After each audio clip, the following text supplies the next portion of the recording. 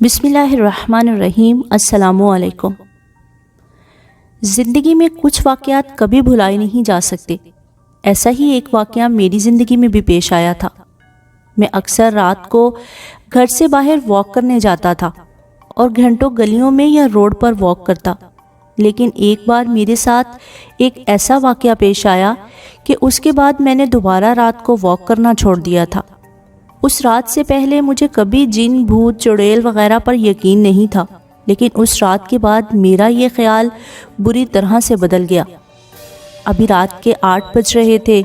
वो सर्दियों की रातें थी, इसलिए अंधेरा जल्दी हो जाता था और लोग जल्दी सो जाते थे। इसलिए रात के 8 बजे से ही हमारे मोहल्ले की गलियां खाली होना शुरू हो गईं और लोग अपने अपने घरों में जाने लगे। मैं हस्बे मामूल वॉक करता हुआ एक गली से दूसरी गली की तरफ जा रहा था और मैं रात को तकरीबन 1 घंटा रोज़ाना वॉक करता था और यूं ही बेमकसद गलियों में टहलता था। उस रात भी मामूल के मुताबिक मैं घर से निकलकर गलियों में वॉक कर रहा था। गली में चंद ही लोग थे। मैं उन सबको नज़रअंदाज करता हुआ अपनी ही धुन में चलता जा रहा था। चलते चलते एक और गली में आ गया। दूसरी गली में दाखिल होते ही मुझे ऐसे लगा जैसे किसी ने मुझे आवाज़ दी। मैंने रुककर पीछे देखा, मुझे अंधेरे में कुछ नज़र नहीं आया और मैं फिर चलने लगा। मैंने सोचा शायद ये मेरा वहम हो। उस वक्त वो गली बिल्कुल खाली थी, लेकिन मुझे ऐसा लगने लगा जैसे वहाँ कोई और भी है। मैं सिर्फ 4 कदम आगे आया था जब किसी लड़की ने मेरा नाम लेकर मुझे पुकारा था। इस बार मेरे कानों को कोई धोखा नहीं हुआ था। कोई लड़की सच में मुझे आवाज़ दे रही थी। मैंने तेज़ी से पीछे देखा तो मेरी आंखें हैरत से फैल गईं, क्योंकि मेरे सामने एक बहुत ही खूबसूरत लड़की खड़ी थी जिसने हाथों में चूड़ियों का एक टोकरा पकड़ा हुआ था। शायद वो कोई चूड़ियाँ बेचने वाली थी, लेकिन मैं इसलिए हैरान था कि उसने मुझे क्यों आवाज़ दी। उस लड़की ने मुस्कुराते हुए मेरी तरफ देखकर कहा, इतनी तेज़ी से कहाँ जा रहे हो साहब? ज़रा 2 घड़ी हमारी बात भी सुन लो। एक तो मैं उस लड़की को इतनी रात को वहाँ देखकर हैरान था। आखिर कोई चूड़ियाँ बेचने वाली इतनी रात को गली में क्या कर रही थी? दूसरा, उस लड़की की बात सुनकर मज़ीद हैरान हुआ। मैंने उस लड़की का जायज़ा लेते हुए पूछा, जी आप कौन और आपको मुझसे क्या काम है? वो लड़की बिना किसी वजह के मुस्कुरा रही थी। पहला ख्याल तो मुझे यही आया, शायद वो कोई जिस्म बेचने वाली लड़की हो। उस लड़की ने मेरी बात के जवाब में कहा, साहब मैं बहुत खूबसूरत चूड़ियाँ बेच रही हूँ, अपनी बीवी के लिए चूड़ियाँ ले लो।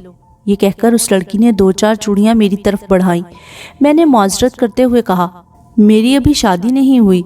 वो बोली, कोई बात नहीं साहब, कभी तो शादी हो जाएगी आपकी, ले लो चूड़ियाँ, जब शादी होगी तो बीवी को पहना देना ये। मैं उस लड़की के यूं जिद करने पर हैरान रह गया। फिर मैंने कुछ संजीदगी से कहा, जी नहीं, मैं नहीं ले सकता, आप कोई और गाहक देख ले। लेकिन उस लड़की पर मेरी किसी बात का असर नहीं हुआ और वह ढिठाई से वहीं खड़ी रही।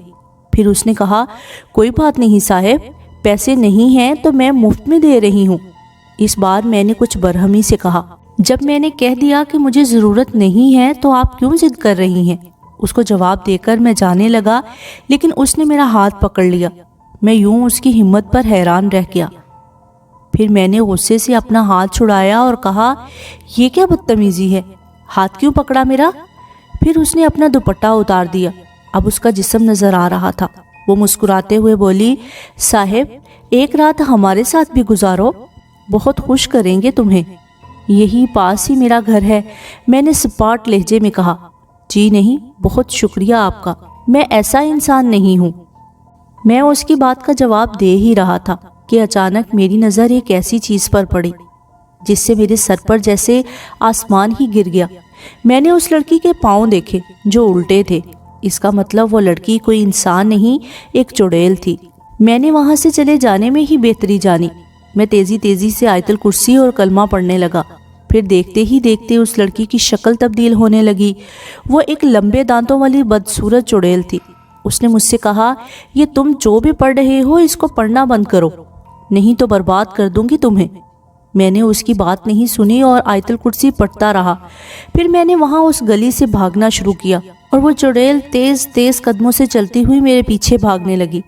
उसके मुंह से खून टपक रहा था और वो बहुत खौफनाक लग रही थी। رات کا وقت اور ایک اکیلی گلی ہے، اوپر سے چڑیل حملہ کرے تو انسان کی کیا حالت ہو جاتی ہے، آپ اچھے سے سمجھ سکتے ہیں۔ میں بھاگتا ہوا دوسری گلی میں داخل ہوا، وہ چڑیل بھی میرے پیچھے پیچھے دوسری گلی میں آ گئی۔ مجھے لگا آج میرا زندہ بچنا ناممکن ہے، بس میں مسلسل درود پاک اور آیت الکرسی اور کلمے کا ورد کرتا رہا۔ میں تیزی سے بھاگتے ہوئے اپنے گھر میں داخل ہو گیا اور جلدی جلدی دروازہ بند کر دیا۔ میرا سانس پھول چکا تھا۔ میں وہیں دروازے کے پاس بیٹھ گیا اور ایک گلاس پانی پیا۔ اس رات کے بعد مجھے وہ چڑیل دوبارہ نظر نہیں آئی اور نہ ہی میں کبھی دوبارہ اکیلے رات کو باہر جانے کی ہمت کر سکا۔